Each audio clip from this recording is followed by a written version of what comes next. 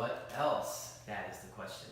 So if somebody gets infected with Lyme disease, what we often see is the more compromised the system of the patient, the more co-infections that they will have along with the Lyme disease. So let's start with Lyme. Whoever wrote this had much better handwriting than me, but I'm going to try and approximate it. So there is a bacteria called Borrelia burgdorferi. This is the bacteria that is responsible for causing Lyme disease, the main one. Now, there's many cousins such as Borrelia americanum or Borrelia afzelii and so on and so forth.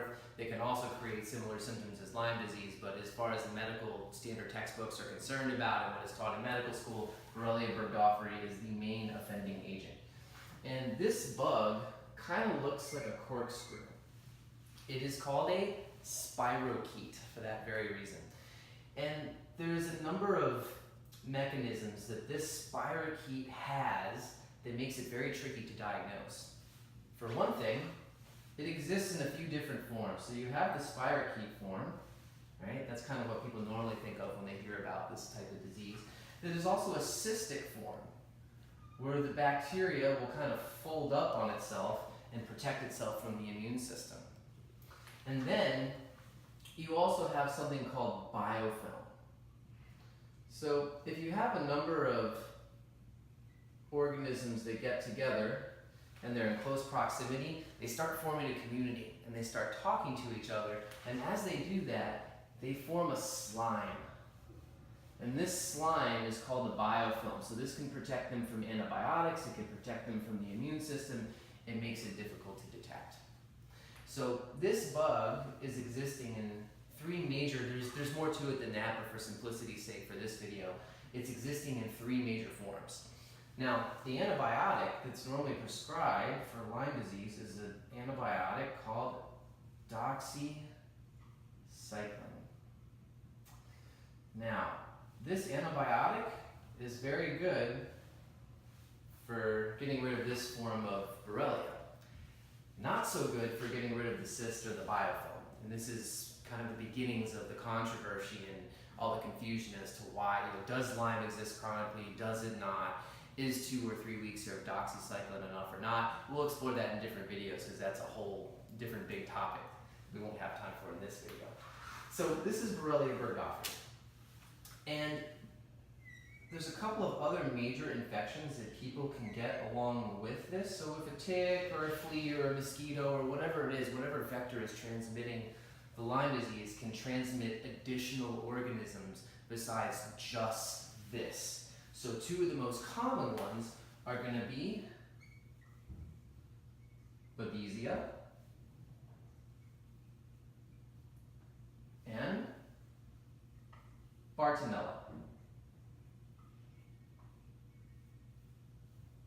These are also bacterial infections. These are not viruses or fungi. These are bacterial infections. Now, there's a couple of main symptoms to look out for with these different bugs. Lyme tends to, the Borrelia, I say Lyme, when I say Lyme, I mean Borrelia. It tends to cause lots of migratory joint pain. So somebody may have pain in their hands, and then maybe in their ankles, and then maybe in their neck, and then maybe in their shoulders, and it tends to jump around a lot. It's called a migratory joint pain. Other things that tend to happen a lot with Lyme disease are that people will get nerve pains. They'll get kind of shooting pains, so they'll get numbness and tingling in their hands and their feet, and often these people will get worked up in other types of medical settings, and Lyme disease isn't always thought of as one of the potential agents for what could have caused those symptoms. Common symptoms with Babesia, one of the biggest ones that I see is that people will have chest pain and they will have shortness of breath, and they've had every cardiology and every sort of pulmonary workup they could imagine. So they've seen the heart doctor, they've seen the lung doctor, they may have seen 3, 4, or 5 heart and lung doctors, and still there's no answer as to why they still have these symptoms. And oftentimes when that happens and somebody has this whole Lyme complex, they may be having Babesia. One of the other common co-infections that goes along with Lyme disease is an organism called Bartonella. Again, this is a bacteria as well. And some of the very common complaints that we'll see from patients with this. Oftentimes, a husband may come in with a wife and say, she hasn't been herself. She has been so angry and ragey and upset and moody, and it's actually this infection. It's not her. That's not her normal. But when this infection gets into the system, it can create all sorts of interesting mood changes. So can this one, but the more profound ones that I've noticed in clinical practice tend to come a little bit more from the Bartonella. One of the other interesting symptoms that we tend to see commonly with Bartonella is patients will get lots of pain in their hands and feet. And they'll have gone through imaging and seeing hand specialists and foot specialists and not gotten a good answer for it. And often what will happen is we'll treat them for this Bartonella infection and then that pain will resolve. So this has been an introductory to some of the different co-infections that can come along with Borrelia. So again, Lyme and what else? So the more compromised the system, generally the more co-infections are present. And really all of these should be dealt with in order for people to have resolution from Lyme disease complex.